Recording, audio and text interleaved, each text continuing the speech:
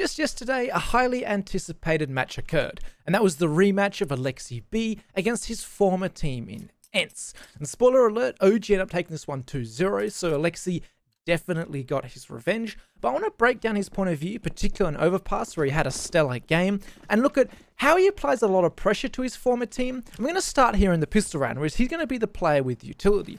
First flash is a nice anti-monster rush flash. You'll see a lot of teams throw it even on gun rounds. And ENCE are really looking for a lot of information. Oh, sorry, OG are looking for the information. You can see Alexi is going to set up for the next flash on top of the box, flash off the bottom corner of that window. And that's going to allow the players to come out here and get a nice free kill on towards Sunny. And then as the trades go out, it's actually going to end in a 3v3, but a lot of information going the way of OG. You can see MBK rotates in here from the A site. He was alone there. And they're going to play this one out and continue looking for information. NBK, who has the unsilenced pistol, is going to start spamming the wood a little bit. And the other two players are going to push in here nicely together towards short and take out Sergey. Now, if you've been looking at the map, you'll notice, one, it's a 3v2. But the other thing is Alu has pushed in here towards the A site. And he's going to catch NBK very unaware.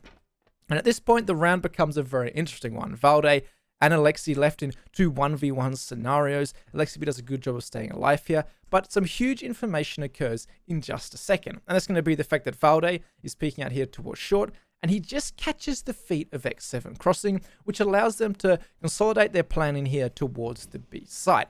And at this point, it just becomes a matter of hitting your shot. The crossfire between short in Valde and Alexi B back there towards this ABC area. And spoiler alert, OG again are going to win this pistol round to start off with. So a lot of pressure being applied from Alexi, one with his utility facilitate his teammates at the beginning of the round, and then he also pushed in with Valde to find that kill towards short. That's going to be a common theme throughout this one. Now, as we continue along this CT side of Overpass, I should point out that Alexi B is the rotator for OG, so he starts a lot of rounds towards B, but he can also go to A for when he deems necessarily. And round 6 is going to be one of those rounds where he ends up going hyper aggressive towards those T stairs. That's the molly that lands there if you're not aware. And he's just going to flash himself around with support in front of some of his teammates. And he's going to get out here towards this playground wall. He's going to hear one player in aerial, and he's just going to stop here and wait for the support of his team. You can see they were running a 3-man setup with Mantu holding that connector area and then NBK supporting him. And Mantu's actually going to rotate off, and I think that's because Alexi B only heard that one player towards the playground area. So how this one ends up playing out is MBK is going to flash, Alexi B is going to round the corner, and he's going to see nothing at all. But as he continues to swing, a great Molotov from MBK really isolates the angles, because you can see he's going to be able to, the player in playground can no longer get support from Alu, and he does what is the best thing he could have done. He backs up here to potentially throw a flash over the top. But with this one, we got isolated, and Alexi B, knowing the only angle really that Aerial can come out from, he's going to hold that down and kill the player there. It's important to note that if the player was, or Aerial was to come out the other side of playground, NBK's got that covered as well. Now, at this point, enough time has played out for MBK to have to turn around and look towards connector, which is exactly what he's going to do. And he's going to get traded out for the 1v1. Now, at this point, it's time for Alexi B to really shine and show how he's going to play this round out perfectly without actually getting any kills. He faces his own smoke that he dropped, but notice how patient he is. He's not pushing, he's not moving anymore, he's not looking for any information. All he does is sit here, hold for anyone potentially coming towards A, check he's not getting flanked every now and then, and sit relatively still.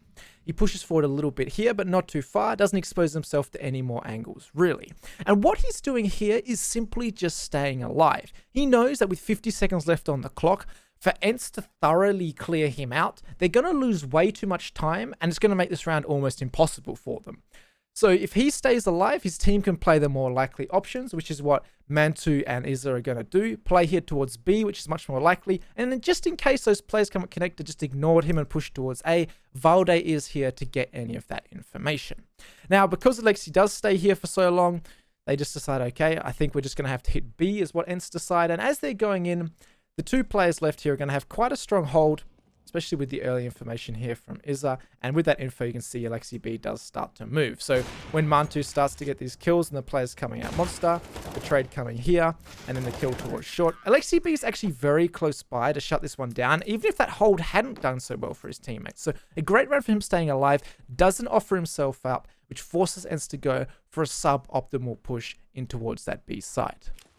And the grabbing of information doesn't stop there. There's actually an interesting smoke here to stop any kind of rush. We'll put a smoke between Barrel and Pillar to help Valde out. But while this is going on, towards the A side, NBK actually gets picked off, which obviously puts things in the favor of ENCE. But I really like this little retake that comes in towards short water. They lose a player, so they realize we need some information. The molly there, the flash over the top, and they're actually going to boost in this scenario, which I found quite interesting due to the fact that a lot of the time teams will molly close, get that flash over, and actually try and fight water, trying to catch anyone running out from that cubby that they did Molotov. But OG actually aren't going to go as aggressive as ENCE might have expected when hearing this utility set come out. They're just going to boost, get that information, get the eyes in towards this area of the map, and it's going to allow Valde to actually rotate off, particularly because Iza has an AWP, so he can hold Monster while boosting his teammate.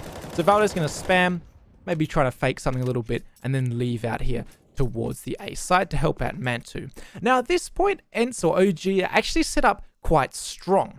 They've got anyone coming out short in towards B. They're going to have it locked down, early information from Alexi. They have 2 players towards A, which is often the norm a lot of the time. So A, they have a decent chance of winning the round. The only thing they're really weak on is if ENCE were to come out Monster.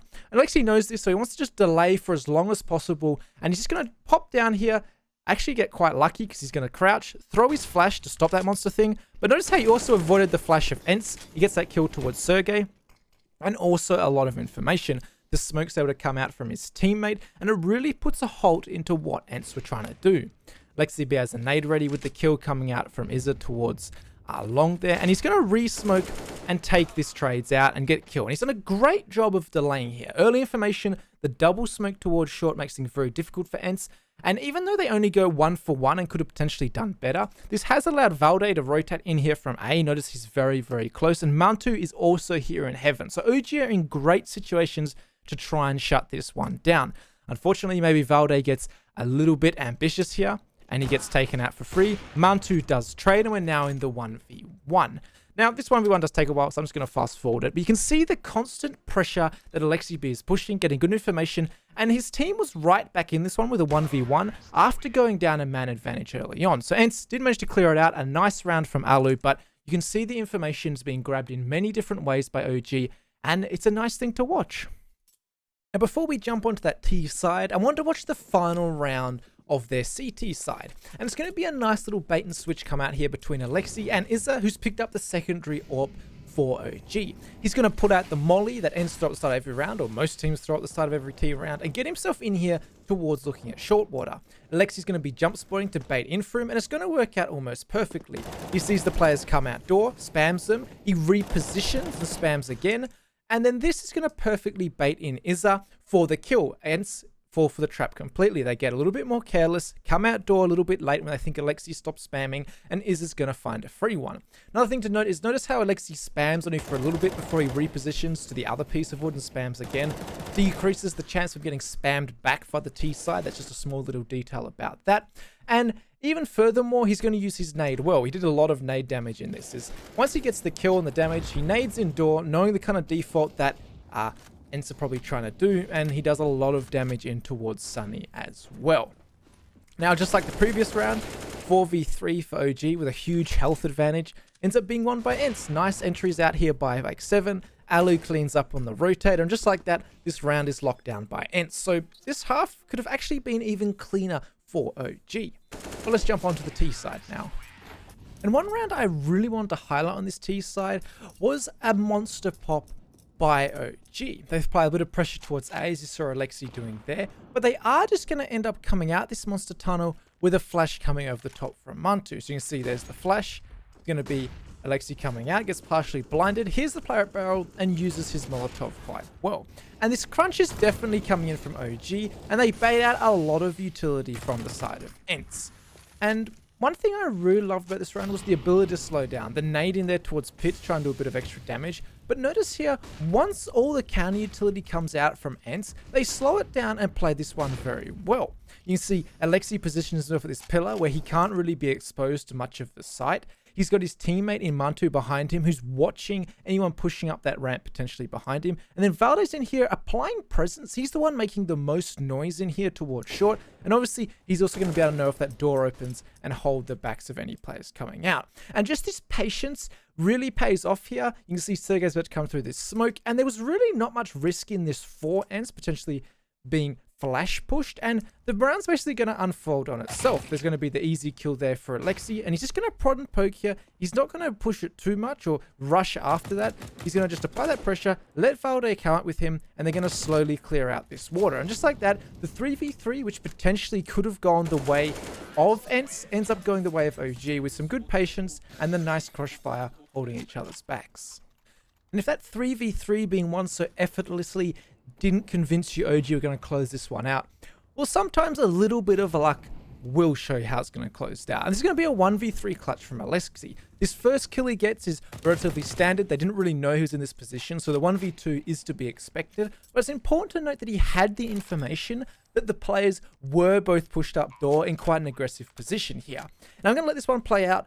But as I said, remember, a little bit of luck goes a long way. Make sure to like and subscribe if you did enjoy, and I'll catch you guys all in the next video.